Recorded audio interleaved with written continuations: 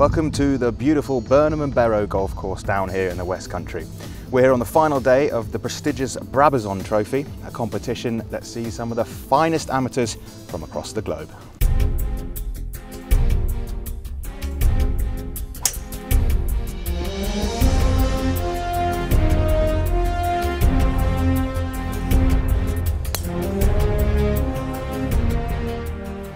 Now in its 65th year, the Brabazon Trophy is one of the most reputable events on the amateur circuit. Really the Brabazon, I suppose, if you're trying to rank them, is probably our biggest.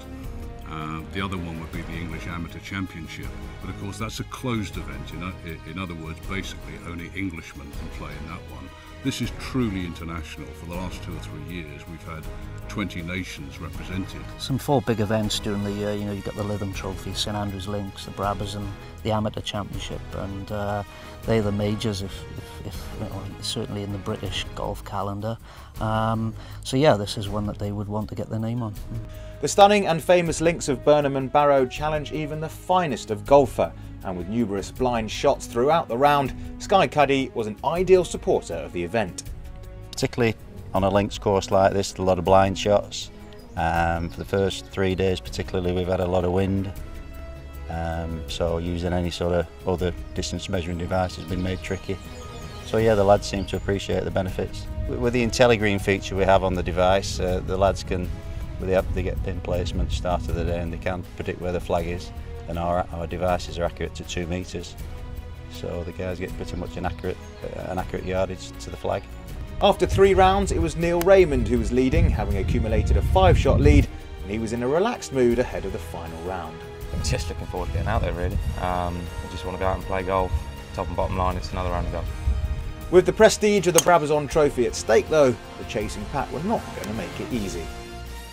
I want to win just as much as Neil wants to win, so like I say, it'll be friendly, but we'll both want to win, so we'll see what happens. With Raymond playing as well as he is, it's going to be tough to catch, but I mean, if I can post a low number, then maybe let him think. It's a great day for a game of golf. Obviously 7 behind the leader, 2 shots behind second, so I think it's important to shoot anything lower than 68 today would be a good one, and leave it to the guys behind. So to the action of what was to be an enthralling final round.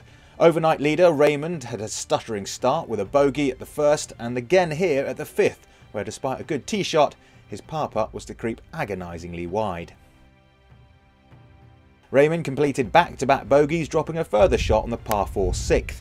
With the leader stuttering, playing partner Andy Sullivan completed birdies at both the 4th and 8th, meaning that at the turn he was tied for the lead. Alan Dunbar was also playing himself into the picture. Despite narrowly missing this birdie putt at the 3rd, he was to birdie both the 4th and 8th to put himself in contention. Stiggy Hodson and Philip McLean were putting together solid rounds, but not enough fireworks to catch the leaders. Seb Crookall-Nixon was another going well, and after 3 front 9 birdies, he too had played himself into contention going into the back 9. Dunbar continued his form, and despite missing this birdie putt at the 17th, he'd birdied the previous hole. Crookall-Nixon's challenge began to fall away, not helped by a double bogey at the 12th. However, consolation came when his joint 5th finish was good enough to see him win the Henrik Salver Award for the best performance of a British and Irish player under the age of 20. Playing partners and joint leaders Raymond and Sullivan were matching each other shot for shot all the way to the 17th. And both had come close to breaking the stalemate, with first Raymond almost chipping in at the 12th, and then Sullivan going close with his birdie putt at the 14th. At the par 3 17th, Raymond found the green, but Sullivan was slightly wayward off the tee and found the rough. Despite recovering well, he missed his par putt, leaving Raymond with a 1-shot lead going into the final hole. Meanwhile, Dunbar managed a par on the 18th to take the clubhouse lead 2 shots back. The par 4 18th posed few problems for Sullivan as he hit the fairway and knocked it onto the green in regulation. Despite his tee shot landing in the rough, Raymond pulled out one of the shots of the tournament to find the green. As the players approached the final hole, the atmosphere was electric. Sullivan knew he had to sink his putt to have a chance, but it was not to be, and when his putt crept by, Raymond had 2 putts to win the tournament. He comfortably sank the final putt and was able to finish a rollercoaster final round as the winner of the the 2011 Brabazon Trophy.